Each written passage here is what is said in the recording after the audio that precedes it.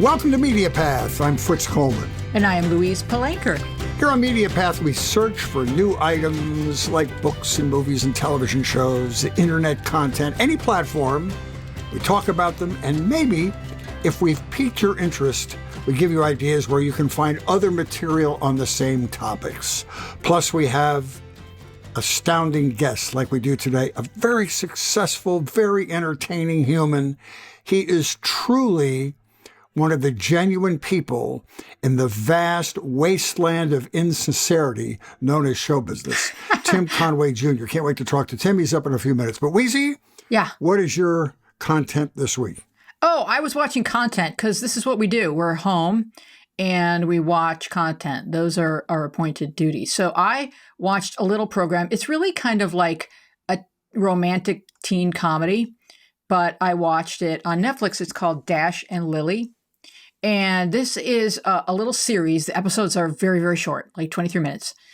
And so they're bite-sized, and you just keep eating. It's a dreamy whirlwind Christmas romance, and it progresses as two quirky teens trade clues, dares, fears, and wishes through a notebook that they pass back and forth at romantic locales around New York City. So they don't meet until the end, and it's just quite adorable. The writing is sharp. And it's funny, and it's just a sweet and fun and cozy and bursting with New York City charm, sort of like a When Harry Met Sally Jr. Oh, wow. Well, we need that. That's what I thought about The Prom. You know, I thought I was all prepared not to like it. And then I thought, no, this is like back teen on a scratch. It felt really good. Yeah. Well, that's a good tapping. One. Yeah. I have two documentaries this week. The first one is called Joe Bonamassa, Guitar Man. It's on video on demand and Prime Video. I'm a huge blues fan. And this is the story of Joe Bonamassa. He is probably the preeminent blues guy working right now. He's a guitarist. He's had 22 number one blues albums. Blues is a very specific and narrowing genre of music, getting kind of, this is really unfortunate, less popular all the time. And Joe has succeeded in building his own huge following. I mean, he fills arenas with these shows, like Red Rocks Amphitheater and the Royal Albert Hall, where Mr. Clapton joins him on stage for some awesome concert footage. You hear other blues greats in here like B.B. King and John Lee Hooker. Bonamassa was a wonderkind. As a matter of fact, he played, and it's a recorded concert with B.B. King when he was 12. He was just scary, fast, and soulful when he was a preteen. Now, I had tickets to see him at the Greek Theater last August 1st. COVID blew that up. So they're honoring our tickets next August 1st. Oh, he's coming over to your house? He's coming over to my house, which will be unbelievable. Now, if you're a fan of the blues or you're a virtuoso guitar playing aficionado, you need to check this out. It's lots of blues rock. It's not the hardcore Mississippi Delta blues. It's like blues rock. And if you like that one, my follow-up suggestion would be check out Eric Clapton's documentary called Life in 12 Bars, which is, he's the preeminent guy. Still in England, someplace, they have Clapton as God spray painted on the subway walls over there. And he's the standard bearer. So this is a really good one from an amazing guitar player. I wanted to ask you a question about the Joe Bonamassa movie, because there's really nothing that extraordinary about his life or his childhood other than he was a prodigy who was well parented and well launched. And I think that gave him the tools to find his voice. And the movie kind of shows you that it's not enough to just be a genius. You also have to figure out how to construct a career. And he was always surrounding himself with great people. And that contributed to his ultimate success. It's a slow burn towards success for Joe. Yeah, he had the guy that helped Frank Sinatra build his early career. And again, he's doing it in a music genre that's getting less and less popular all the time. So how do you carve out the largest possible audience in this type of music that isn't everybody's cup of tea? But the thing is, he crosses over and has a big band in back of him. He's got that guy that used to play drums at the David Letterman show. I think his name is Anton Fig. Anton Fig. Yeah, and he stretches and he moves and he genre bends and he gets into like a lot of melody and harmony and the guy can really sing. And so that was a big step for him because an astonishing guitar player. What you do is you just you realize that in prodigies like the ever-present youthful Japanese violin virtuoso or one of those people, this is just God's hand doing work with these people. How does this even happen? It's unbelievable. But no matter how good you are, you still need to build your voice, and you need great people around you. Right. What else you got for number 2? Oh, so for me, I'm reading a nerdy book called Daughters of Yalta. It is available on Amazon, where you will find many books. Daughters of Yalta is the untold story of 3 intelligent and glamorous young women who accompanied their famous fathers to the Yalta Conference in February of 1945. As World War II was winding down, the peace was painstakingly planned by rival allies FDR, Churchill, and Stalin. The conference's fateful reverberations have been impacting us ever since. Catherine Grace Katz uncovers the dramatic story of Anna Roosevelt, Sarah Churchill, and Kathy Harriman's trip to war-shaken Crimea with their fathers FDR, Winston Churchill, and our ambassador to Russia, Averell Harriman. Each young woman bound by fierce family loyalty, political savvy, overlapping romances, and the importance of this shared historical moment. And I will tell you something, Fritz. You know how our media paths often kind of inspire us to go down a frolic of our own, down a neighboring path. It compelled me to rewatch Ken Burns' The Roosevelts, An Intimate History. Have you watched that? I've seen it like 4 times. I think it's one of the greatest pieces of American history ever put on film. Yeah, that really is. And that's a documentary series from director Ken Burns. It explores the lives of Theodore, Franklin, and Eleanor Roosevelt, 3 members of the most prominent and influential family in American politics. The 14-hour series follows the trio for more than a century, from Theodore's birth in 1858 to Eleanor's death in 1962. During these years, the Roosevelts helped shape history, notably the creation of our national parks, the digging of the Panama Canal, the passage of the New Deal programs, World War II, the United Nations, and progress in the civil rights movement. Highly recommended. Yeah, that was so interesting because you had Churchill and Roosevelt and Stalin, and then shortly after that, they became arch enemies, and it was the beginning of the Cold War. So, Stalin he lied his way through the conference. He's their frenemy. Yeah. Yeah. All right, my second one is a doc also, Jimmy Carter, Rock and Roll President. Yes. CNN Films did this. It's being broadcast this Sunday, January 3rd on CNN. It's been available on video on demand and Prime Video for a long time. Jimmy Carter had been governor of Georgia, and he decided he wanted to run for president. The problem was nobody outside Georgia knew who this dude was, and he had no money. So he had, over his career, befriended all the major Southern rock bands, like the Marshall Tucker Band, the Allman Brothers, Dickie Betts, Willie Nelson, and others. And they did fundraisers for him, which did 2 things. It helped him raise money, and more importantly, it raised awareness about him through these huge Southern rock band fan bases. Really smart marketing. Lots of great commentary in this film by Jimmy Buffett and Garth Brooks, Roseanne Cash, Larry Gatlin, and Bob Dylan. Now, Bob Dylan usually avoids connection to politicians, right? But he talks on camera about this, and he admits that when he first met Carter, he was so impressed because Carter's got a photographic memory and was quoting back Dylan's lyrics to him from even obscure songs. And this blew Bob Dylan away. And President Carter said that Dylan's words were inspirational to him in quiet and lonely moments. And so Dylan was very important to him. There's great concert footage from all the bands I talked about. The film is more evidence of what is already common knowledge, that this man had his greatest successes after he got out of office. And they talked about what brought him down, the Iran hostage crisis.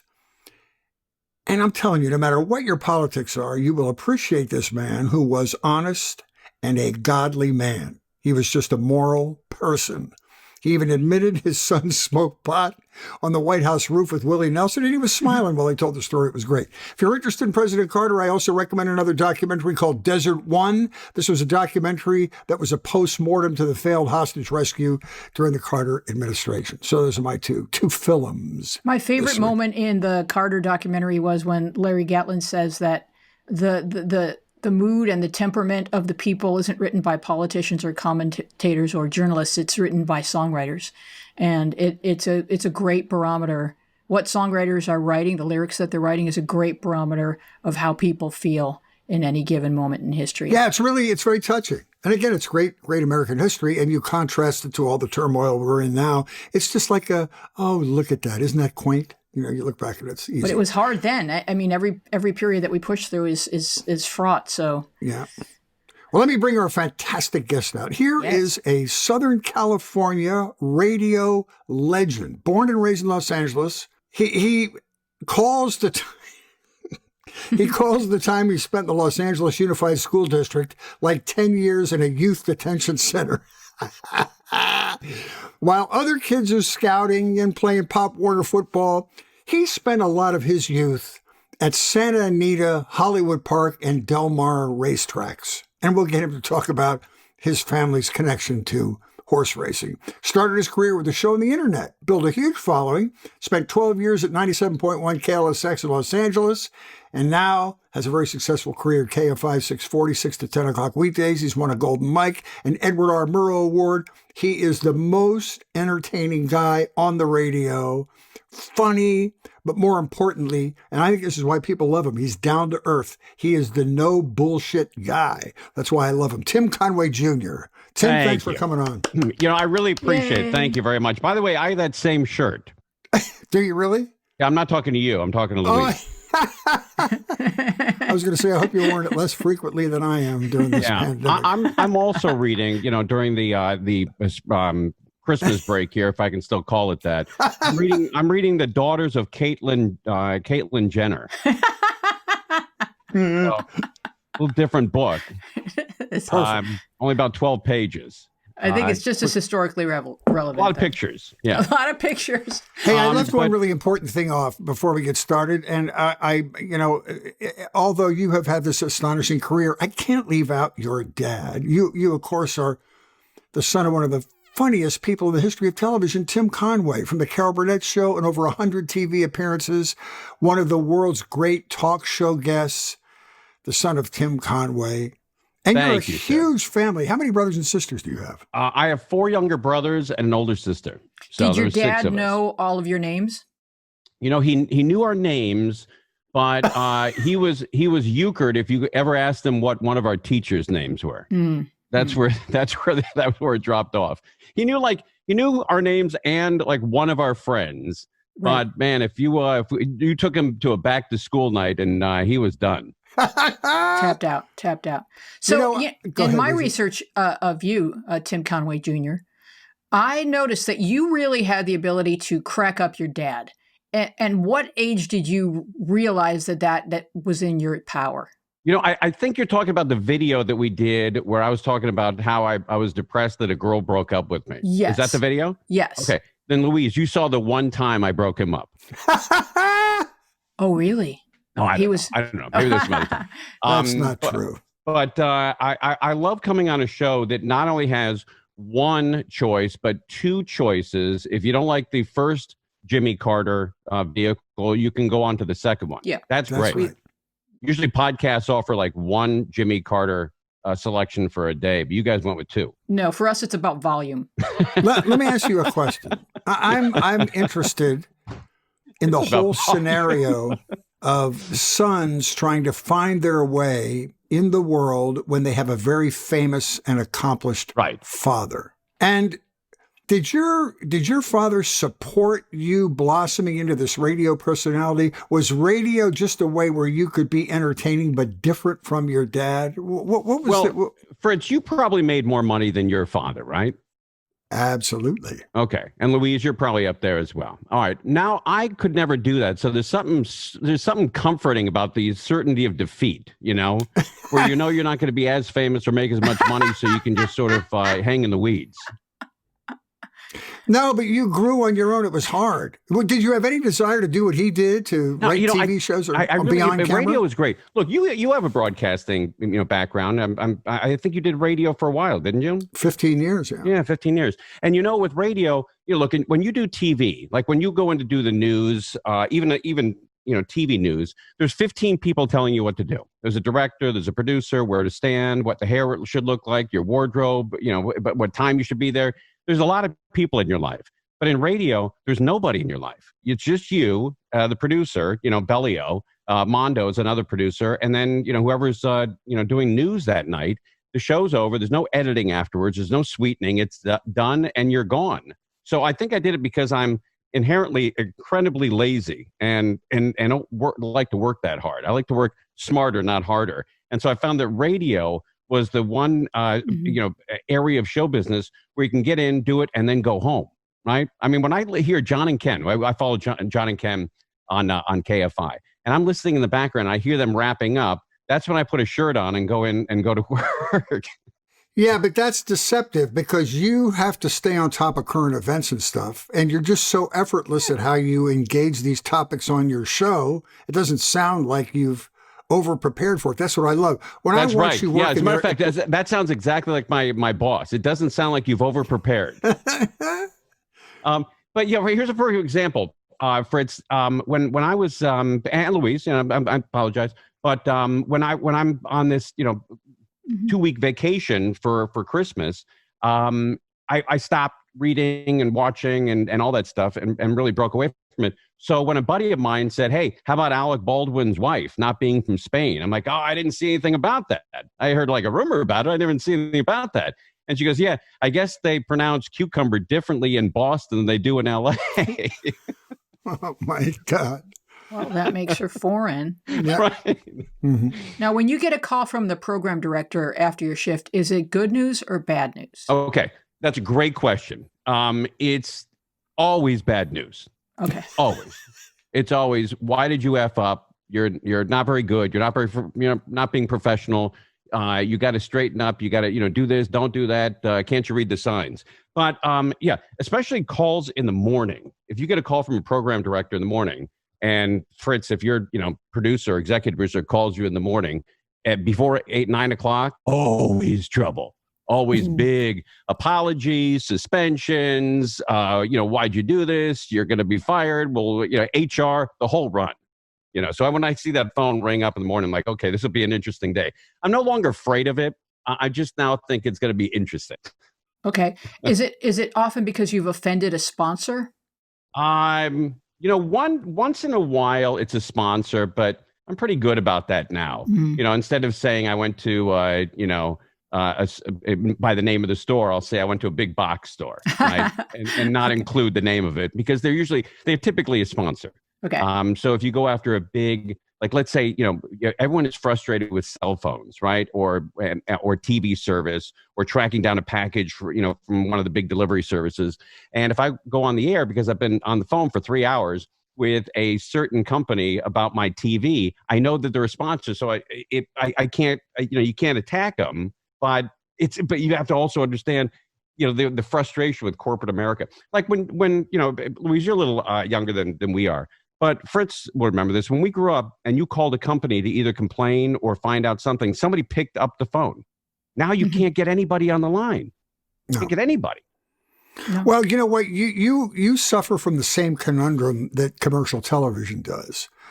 And it's the fact that, streaming services and HBO and Showtime can be as outrageous or as dark or as profane as they want to be, whatever serves the content, because they don't have to answer to sponsors. That's right. You can go out on a political edge, as you often do, but you always have to be aware of the guy that's going to be doing the mattress ad in 3 minutes on your show. So that's a tough line to walk. Yeah, it is true. But you know what? I will say that the sponsors that we have are terrific. They are, I never, ever get somebody, calling up saying, "Hey, I lost my company because of you." Yeah, they know what they're getting when they advertise on your show. That's right. That's right. And knock on wood, we're doing pretty good. I think we had 13 endorsements, which is great for an evening radio show on AM. They're not making AM radios in cars anymore, and yet people are still listening. I'm always amazed. Fritz, when people stop and say, "Hey, I listened to you on KFI," because I'm doing the same show now that I did over at KLSX, the exact same show, but at KLSX in 7 years there, only one guy at Target said, "I think I know who you are." Let me tell you something. I've told you this, and I told Sharon, your producer, this. I get more response from doing appearances on your show than I did for doing the news in front of thousands more people, and it's an AM radio. I don't even know if the AM in my car still works. Well, this is an important piece of information for both of you gentlemen, although, Tim, you probably already know this. I texted my cousin that I was on the radio with Mark, and she told me afterwards that she said, hey, Google or Siri or whoever the hell she talks to, her invisible friend, she said, hey, Siri, play KFI. So if you have one of those devices that eavesdrops on you, Right. you can tell them you'd like to listen to AM radio. You no longer have to possess an AM radio to listen No, I to know AM that. radio. I That's know right. that. Yeah. Most of it is streaming. But here's a great example of what Los Angeles, the rung on the ladder of show business in Los Angeles. There's movie stars, TV stars, local, weather, TV, sports guys. There's athletes, there's politicians, there's the guy that works at, Love's Ribs, and then there's radio. and so I went to Gelson's. The Gelson's, I believe that Fritz probably has wandered into on Riverside and Laurel. I bet you've been there. I have a mortgage in there. That's how much time I spend in there. They've got a chair. I'm at the deli in there, and 42, 43, 44, 45. Oh, that's me. And the guy says to me, he goes, hey, we're getting in trouble if we talk to celebrities. I go, okay, well then don't do that. He goes, but can I ask you a question? I said, yeah. What do you got? And I'm thinking, oh, Bill Handel, what does he want to know about the show or anything? He's like, does that guy over there look like David Spade? Oh my God.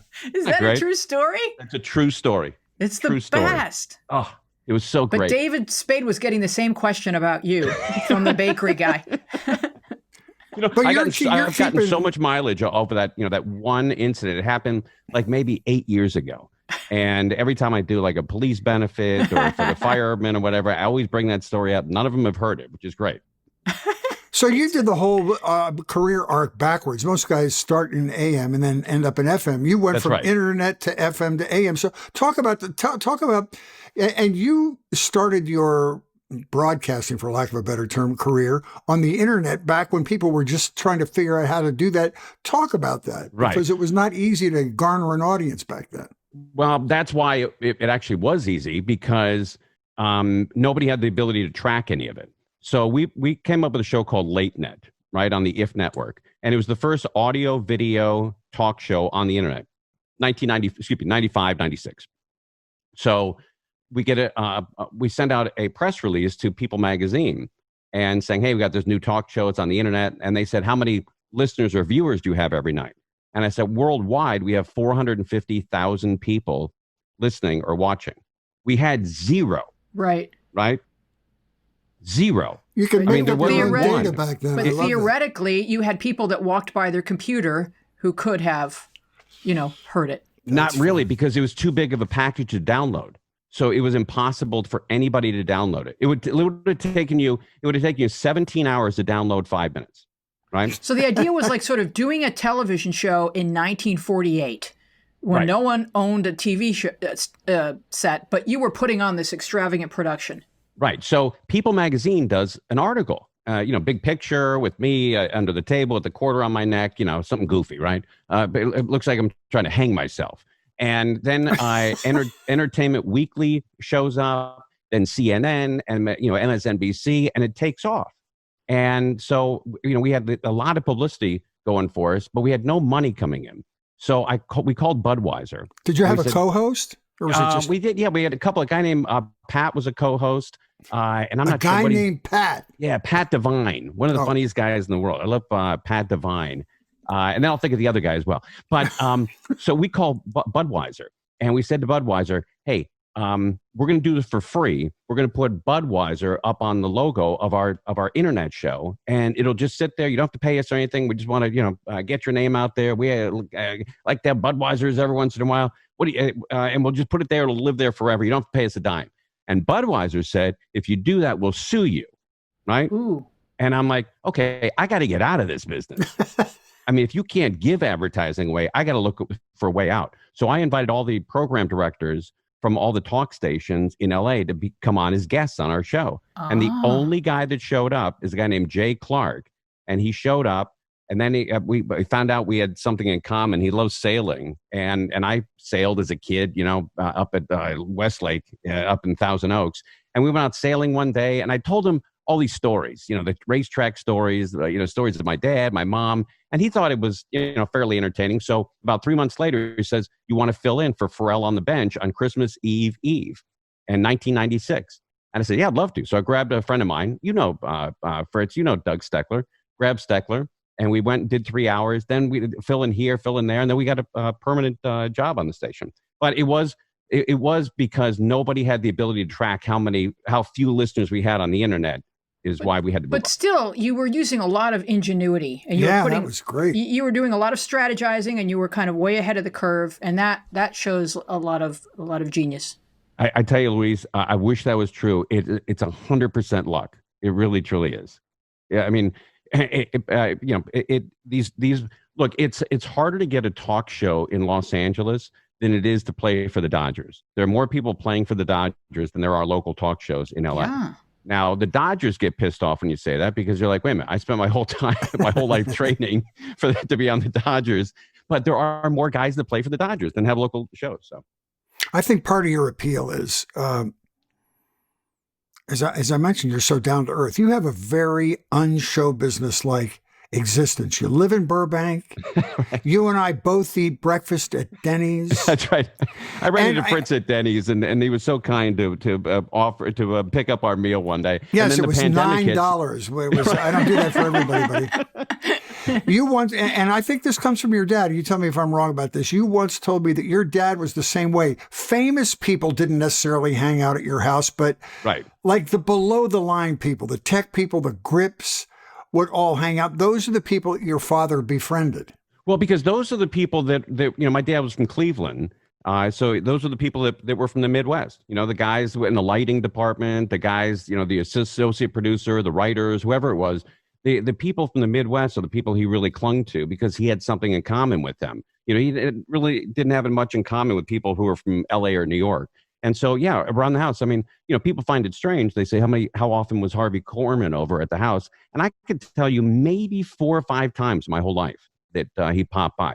But those are showbiz friends. Somebody asked me, it was Don Knotts' daughter. She said, how often would my dad come over to your house? And I said, I don't ever remember that happening once. But my dad loved Don Knotts, and my dad would have told you everything he did in his life, he stole from Don Knotts. Everything. Wow.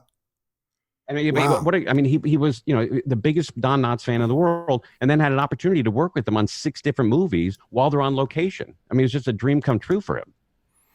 And your dad is, tell me if this is true. Tim Conway.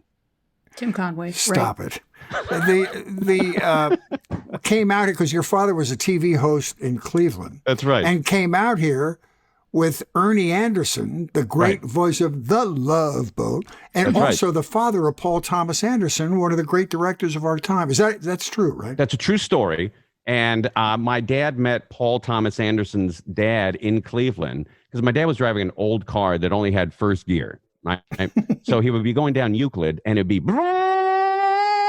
spinning the 8,000 RPMs, and this guy comes up, rolls the window down, he goes, does that effing thing have a second gear? Right?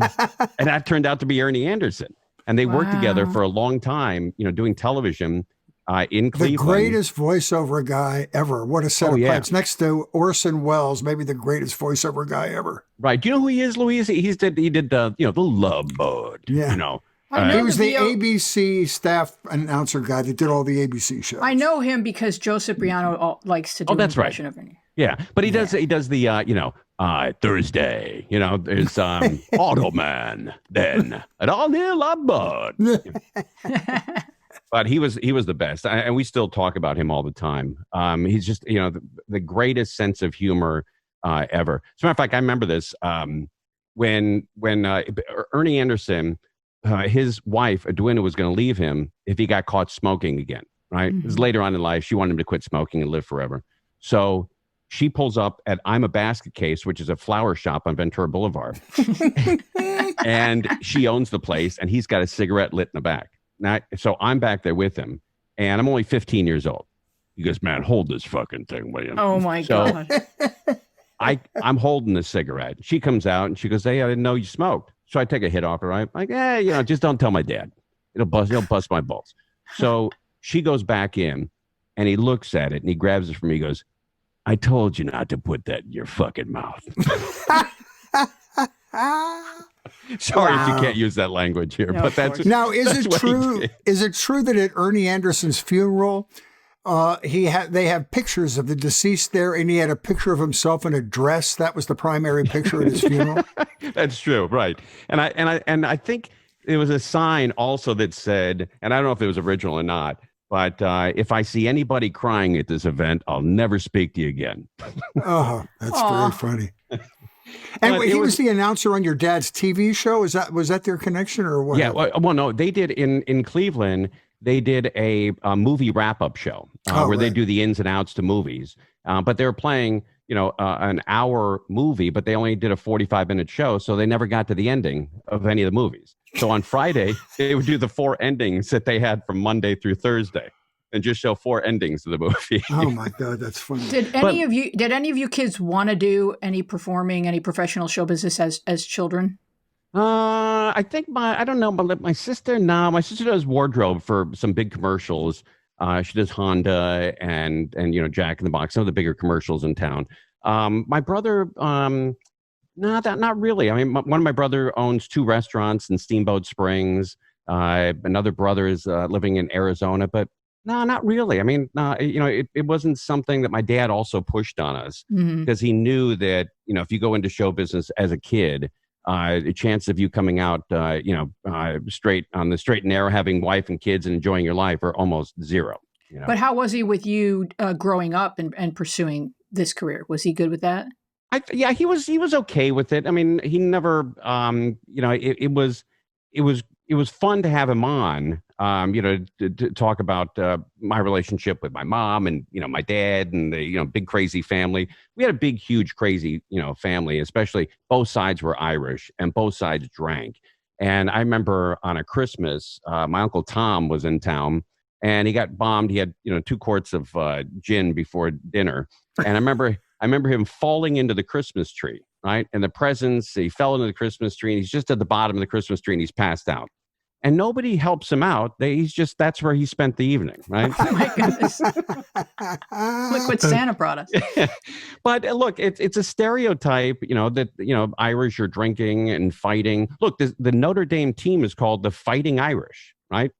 I mean, Wow, yeah. plug in any other stereotype and see if you can get away with that. It just doesn't Who were work. your radio heroes or as you were starting your career? Well, I loved Rick Dees.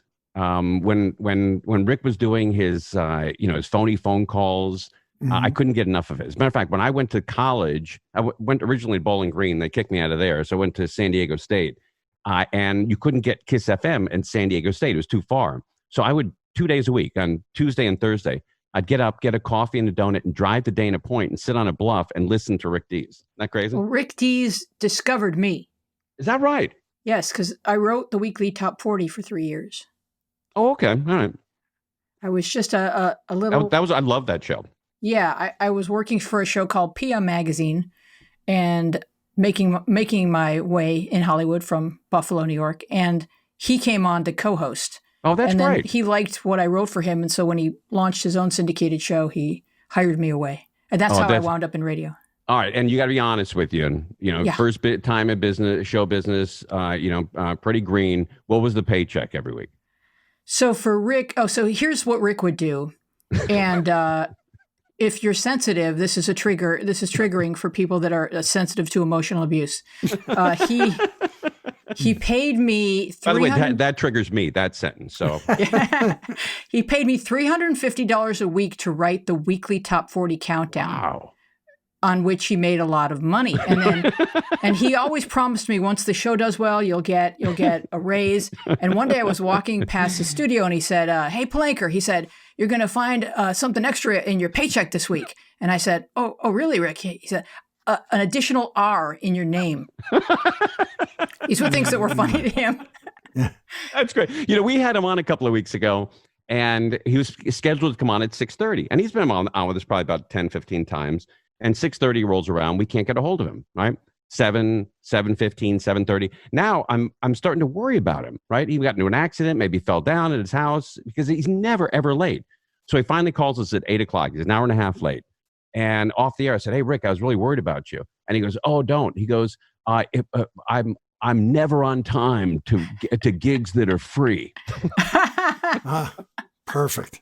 He used to take the first hour of the morning show, and then he'd drive to work, and there'd be someone in the car next to him listening to him. And he loved freaking him out. That's great. I love the guy. I used to listen to him all the time, man. Did he knows the story about you driving to Dana Point with coffee? Oh, yeah. So that's a great story. I tell him all the time because he keeps reminding me. He goes, "Tell me a Dana Point story again. It makes me feel good." That you bring up a good point about like the star system in radio. It used to be, and you did this too, but you had to, that's one of the drawbacks of being born and raised in a major market city. You're spoiled about the quality of broadcasting, and then you have to rise up through that if you can. Most people start in Boise, Idaho, and then work their way out. Right. But because of the internet and streaming and satellite radio now, that whole farm system of radio where you learn who you were at a small station for no money, then worked your way up to a medium market station, then worked your way up to a large market station that created these huge personalities. Rick Dees and all the guys, Charlie Tuna and Howard Stern, right? All those guys started in small markets on low wattage radio stations. There's no way now for kids to figure out who they are. And then you have people now, thanks to, syndicated radio, that are syndicating their shows to 25, 30 markets who couldn't hold a candle to some of the earlier personalities. Well, right? I think you're right. There's a friend of mine, and you might know him, Lars Larson, up in Oregon. And he does Portland, and he's syndicated throughout the Northwest. Well, this is about 4 or 5 years ago.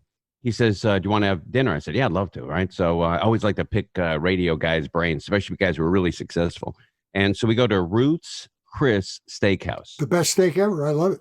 Everything is in butter. You're going to live till you're 48, and then it's going to be over. But it's great while you're here. So we walk into Ruth's Chris, and people jumping over counters to buy him a drink and a meal. We could never pay for anything there. Probably 30 people in there. "Hey, come join my table. This is my mom. This is a guy listening to on the radio. Bada bing." It's incredible. Outside of LA, these guys still have it, and they're still number one, and people still want to meet them. And that's the thing too, Tim, is like there's so much showbiz in Los Angeles that you're on that rung, below the Trader Joe's sample guy, right? Yep. But if you move to Cleveland or Des Moines, you're the celebrity. You're it. That's right. Yep. That's right. Yeah. One of the reasons not to move, right? Because then it becomes all about you. You don't want free steaks? No. You want to keep a low profile, right? Because look, Fritz can't go anywhere. Like if Fritz went into a porno shop, it'd be on the front page of the news the next day. Yeah, people would be like, "Hey, I know that guy." He orders online. That would be called out of context. Fritz in a porno shop. What's wrong with this picture? So you're saying, that's by the way, that's a high sign to the producers. Cut that out. No. So what do you see the future of audio entertainment? Because now you have your radio show. Is that most of your listeners? How many of your listeners get the programming through the podcast? Well, I would say, the number one thing, like when you go to an electronics store, the number one thing you see is, you see a few TVs, I see maybe a sewing machine, some flashlights, but the one thing you see everywhere are speakers, headphones, speakers, wireless speakers, sound systems, sound bars. And I think the future is about sound. I don't think it's going to be, much about picture anymore. But obviously, I'm just hoping. But I think the way you get the radio and how many different ways you can get, like you can only get TV one way through your TV set. But with audio, you can get through the radio, you can get it streaming, you can get a podcast, you can get on a wireless, you can get it, almost anywhere. And so, you can take it with you, and which is great. I think people will be on the go and take the radio. So I would say maybe 40 or 50% of our show is streaming or podcast. Wow. And what's great about it is the advertiser can look at it and say, okay, because listening online is an exact science. Like listening on the radio, they sort of, will take a sampling of, and they'll guess how many people are listening. But people listening on stream, that's an exact science. They know exactly how many people are listening and for how long and where. And they can swap the ads in and out too. Yeah, exactly right. Yeah, a direct advertising. Right. Right. Exactly. And I think By that the way, it's the whole, Louise, do you play the bongos? I play the drums and percussion. Yes. Oh, good. That's really cool. Yeah, those aren't props back there, my friend. That's a percussion system back there. Yeah. I just threw some stuff behind me in the Zoom shot that would be but Hey, so I am a drummer. Go ahead. I love the fact that, some of these guys, and Fritz, these guys, and I think you agree with me. These guys who are at home doing the news and then all their awards are behind them. There's something going on there, right? Yeah, right. Well, that was not an easy move for me because all mine are in the garage. Hey, I love... Fritz likes to feature the fax machine. No. I rotate out my grandchildren and a couple of deceased show business people. That's an expensive lamp, Fritz, over your left shoulder. Oh, yeah, sure. There's nothing in this house that's expensive. But I love some stories, and this is part of you learning to keep your feet on the ground.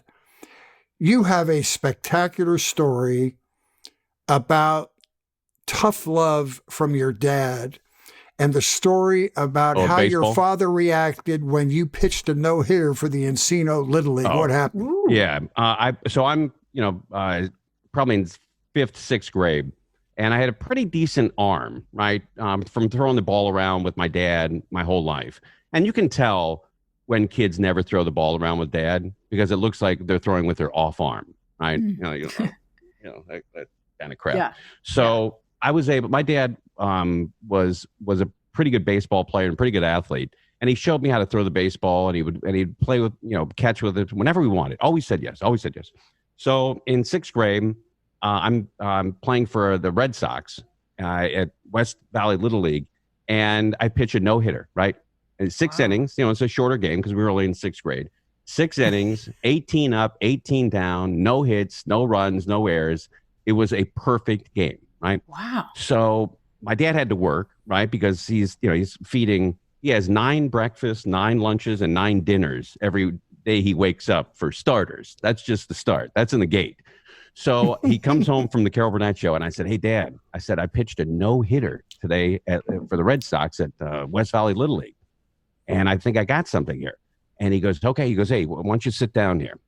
He said, he looks me right in the eye. He goes, "You're not that good."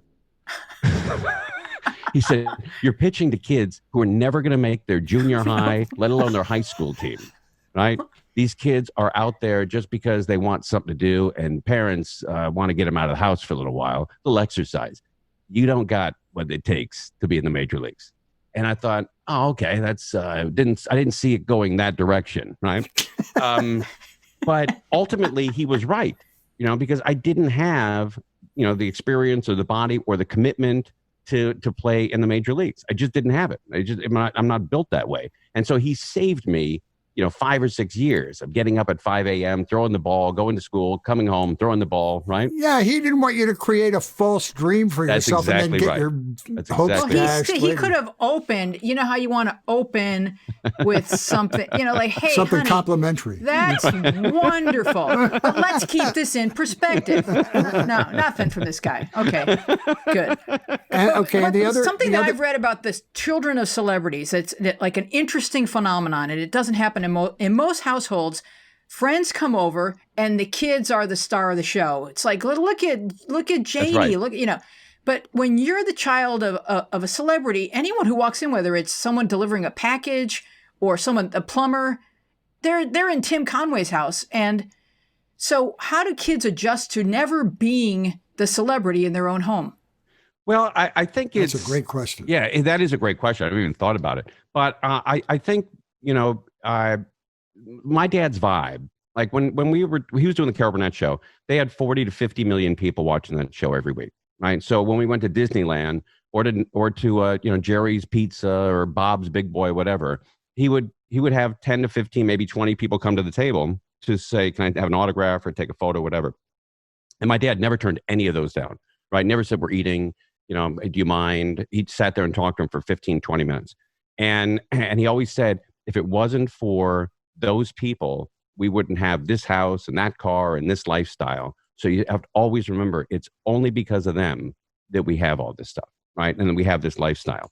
And so I think that when people came in, my dad wasn't different. Like when you go to celebrities' homes, they'll turn it on, right? And they'll turn it off when people are over. But my dad was the same, right? The guy, you talk to the guy who was doing the plumbing the way he would talk to, the head of CBS, right? He just never had an on-off switch that way. As a matter of fact, my dad couldn't get out of a conversation. So when he would go to a party and the valet Parker would say, hey, I really enjoyed that McHale's Navy. My dad would talk to the valet Parker for 3 hours, get back in his car and go home. Maybe that's what he preferred doing. Yes. And I also had to teach him how to get out of a conversation, Okay. which is great. Anybody can use this and it works every time. Compliment and move, right? You got some funny crap there. So See ya. I'll tell you a Rick Good Dees night. story, which you'll appreciate since you love the guy. So this is how Rick Dees would get out of a conversation with people that were visiting the station. He was just like your dad. He did not know how to do it. So he would say, I'll be right back. And then he'd leave and he would never come back. I'm with the people. I'm with the, when's he coming back?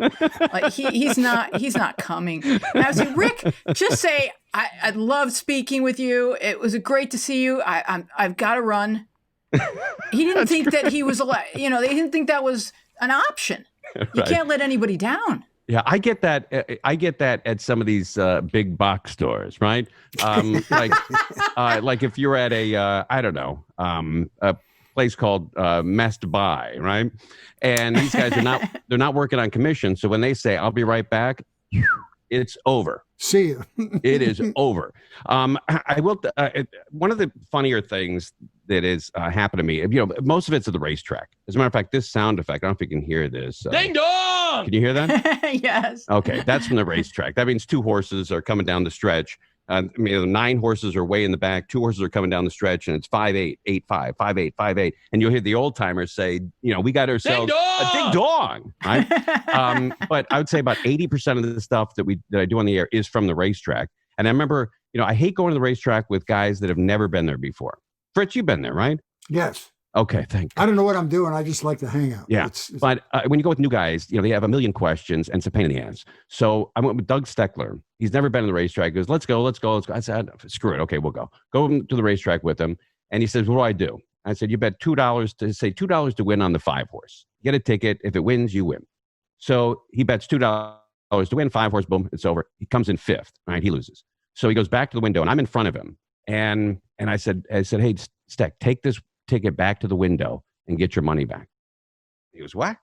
He goes, how do they make money around here? He goes, for hot dogs, beer, entrance, and a whole bunch. So Sean, who's the teller, I've known since I was 2. I said, this a-hole behind me is going to ask for his money back. Here's $2. Just give it to him. Right. So he gives him the ticket. He goes, hey, there's a bad ticket. I lost the race. He goes, oh, I'm sorry, sir. Here's your $2 back. Better luck next time. So we did that for 2 or 3 races, right? Every single time, same thing. And then I look at Steck. I go, hey, Steck, a lot of people don't know you can return these tickets, right? All of a sudden, he's on the floor grabbing tickets. Oh, no. Putting them in a big brown paper bag, right? Goes and throws them up on a different teller, throws them up on the counter, goes, I lost all these races. Give me my money back. And they go, we don't do that here. He goes, you don't do that here. You're doing it like it. And they threw his ass out of the track. So about horse Right racing, through the door. Tell You are them diabolical. tell them your father's definition of child abuse. Okay. We should have you on the show because I always forget these stories. I never get to Yeah, he ask you sets any you up so questions on the nicely. show. Wow. Back together again, by Fritz Coleman and Conway. So I was in 6th grade. This is Palmer's class. And I was not doing well in math. So my dad takes me out of a Friday school all day and he takes me to the track. He goes, I'm going to show you how to do math here at the track. And everything about the track is numbers. The weight of the jockey, the clock, the time, the distance, what the bet's going to pay, how much the bet should pay. If this, everything is numbers, everything. And so I learned a little about how to do math and numbers, and I actually got quite good at it. The only one thing I know how to do is add a few numbers from the racetrack. So next day, Miss Palmer's class, and she said, okay, it's speech day today. Billy Ray, Matt McDaniel, and Timmy Conway, you're up. I'm like, oh shit, I got nothing, right? I totally forgot. So I look at my backpack and I see that there's a racing form, right? I pull it out and I go, oh, thank God, there's a racing form. So I teach the class how to box and exacta, right? They're in 6th grade. Yeah. And I go, if you like 5-3, go 3-5, 5-3. So if the 5 comes in first, you win. If the 3 comes in first, you win both ways, right? Speech is over, principal's office, right? Drags me to the principal's office, and the principal calls home. And thank God my dad answered, right? If my mom answered, she still would have been hitting me today. So my dad answers, and the principal says, teaching your 6th grader how to box and exacta is borderline child abuse, right? And my dad says, let me tell you what child abuse is. He has it 5-3. It comes in 3-5, and he didn't box the exact. Isn't that great? Right? Instead of getting pissed, the guy saved me a lot, right? A lot. That's beautiful. God, that's so funny. Yeah, that was kind of cool. Well, what are the best times for you as a radio host? I mean, because 6:30. You don't always. It's 10:30 at night when you're on the way home. Right. But I mean, because you have topical stuff, you have politics. It's not everything you do, but are the best times for somebody in your position when there's a huge national crisis like we have now, so there's lots to talk about, or Right. is it better when you can talk about whatever you want to talk about? Well, that's a great question. It's you never want to capitalize on other people's misfortune. With this like pandemic that's going on, but you also need to get the facts out there as well. But I don't really like talking about it because John and Ken talk about it, and there's nobody better than those guys, right? So I come in afterwards. I have to do something different. If I give you the same information that John and Ken gave you, it's over. You're gone. So we like to keep it a little lighter than telling you the world's coming to an end, because what news does so well is scares the hell out of you, right? And so we like to try to bring it back, put it in perspective. Like, for instance, here's a great example. People are deathly afraid of dying in earthquakes, right? I don't know if Louise, if that's you or not. You can put me at the top of the list, right there. Top of the list. Okay. All right. So between 1994 and 2014, there was a 20-year period, right, where only 2 people died of an earthquake up in Northern California, up in wine country. There was a big earthquake there, and 2 people, building fell on them, and it was over. So 2 people died in that 20-year period. Well, in that same period, O.J. Simpson killed 2 people, right? So you had the same chance of being killed by O.J. Simpson as you did in dying from an earthquake.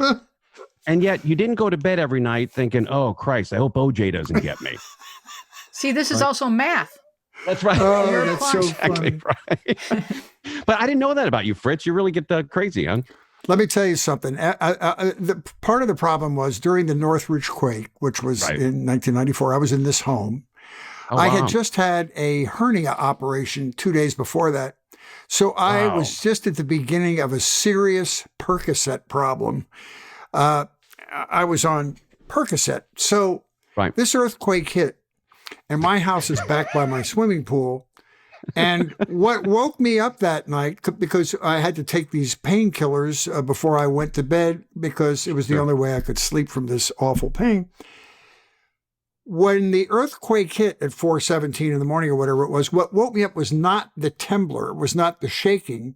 It was the water from my swimming Wow. pool lapping over me. I had French doors Oh, my God. on my bedroom.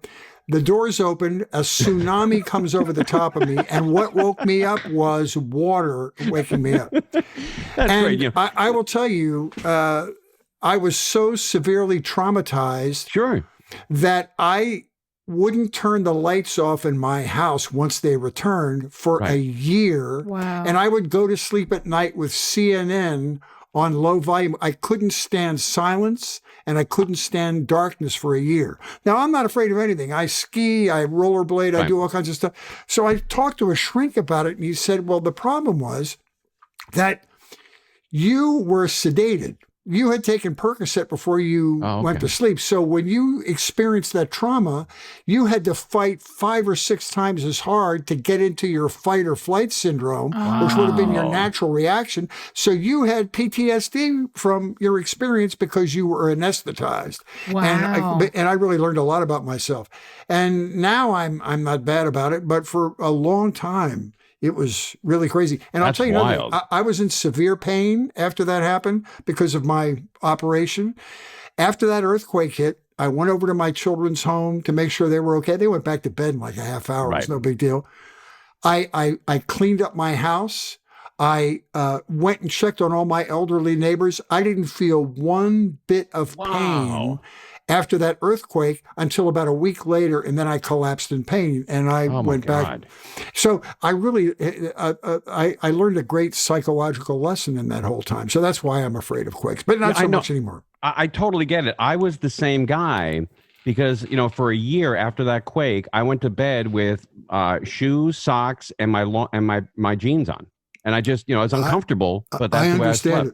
I understand it. But that would be wild. 68 people died because of a building collapsing on him, and one guy in the valley drowned during the quake. That was my biggest fear, being the headline on the 11 o'clock news with no makeup. I have a really good earthquake story. If we were here in Los Angeles, we all have one. But the night before, there had been some event that I was covering for a premiere, and I was backstage, and we were recording it and for radio. And Gary Coleman was covering the event for somebody. And his recording machine broke down, and I said, "Hey, at the radio end of things, we don't jockey for position like the photographers do. If we all share tapes, if you call me Monday, I'll get you a dub." "Oh, really? Okay." So then the earthquake happens, and 2 days later, I go in to assess the damage in my office, and it was like someone had taken what was on one wall and thrown it against the other wall, and taken what was on this wall and thrown it against and we're all kind of dazed and walking through rubble and not knowing how to even bend down to pick up because we would, it's all glass, and where do you even begin? And it's just this like kind of like dystopian, post-apocalyptic scape, out of which emerges Gary Coleman saying, "Hey, can I get that dub?" Hey. Yeah, the show goes on. That's Tim, great, we loved having you on. I've been really this is looking the best, forward man. to it. I could go on for 4 or 5 hours with you. You've been so supportive of me personally over the year when I was working at Channel 4. And Fritz, before you get into a long thing on how it won't great be that you long. are, I was just about finished. but there is nobody in show business that I think is closer to my dad, humor-wise, personality-wise, and kindness than you are. And I've said that to you before on the air. And by the way, you cannot find tape of me saying about anybody else. Well, I'll tell you, that means a lot to me. I appreciate it. I appreciate our friendship. I'm so glad you came on because it was a real busman's holiday. Now you have to go talk for 4 hours on your own radio station. Or are you still off? Are you on vacation? Yeah, I'm still on vacation. So okay. I'm putting in for this day. This will be a work day. But because it does promote the station. But Fritz, who else have you had on, or who's coming up with guests for your show? The son of the guy in your hat. Oh, is that right? Oh, is that right? How come you have the USS Ronald Reagan? I was stationed on an aircraft carrier for 4 years, and the Reagan is like the latest manifestation of aircraft carriers. Yeah, I did it in honor of you. I knew you were a Navy man, and I wanted to throw the cap on. That was CVN. Let me see your tilt your head down. That is CVN 70. What is it? I was on CVA 67. Meaning the ship was commissioned in 1967, and CVA meant attack aircraft carrier conventional, but Ronald Reagan was a nuclear attack aircraft carrier commissioned in 79 or something. Anyway, we'll rattle off for him the impressive list of guests we've had. Yes, we've had Michael Reagan, Henry Winkler, Keith Morrison, Josh Mankiewicz. A couple of guys from the Watergate era. Yeah, a lot of historians and, of course, Tim Conway Jr. I'm going to read our closing credits. We would love for you to join us online on Instagram and Twitter, where we are at MediaPath Pod, and on Facebook, where we are MediaPath Podcast. You can find full episodes with all kinds of bonus visual content on our YouTube channel, MediaPath Podcast. We would love to know what media you've been enjoying. You can contact us at our social media or email us at mediapathpodcast@gmail.com. And I want to thank our guest, Tim Conway Jr., who's unfrozen himself through the magic. Oh, there we go. No problem. Our team includes Dina Friedman, Francesco Demanda, John Maddox, Sharon Bellio, Bill Filipiak, Thomas Hubble, Alex Gilroy, and you. I am Louise Palanker here with Fritz Coleman, and we will see you along the media path.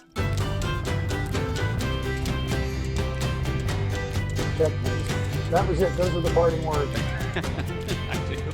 You're the best, my friend. Enjoy your vacation. I really appreciate it. Thanks for asking me on it. It's in the middle of 2 weeks off, and it's nice to get back and talk with you. You are so good, and thank you. It was absolutely delightful.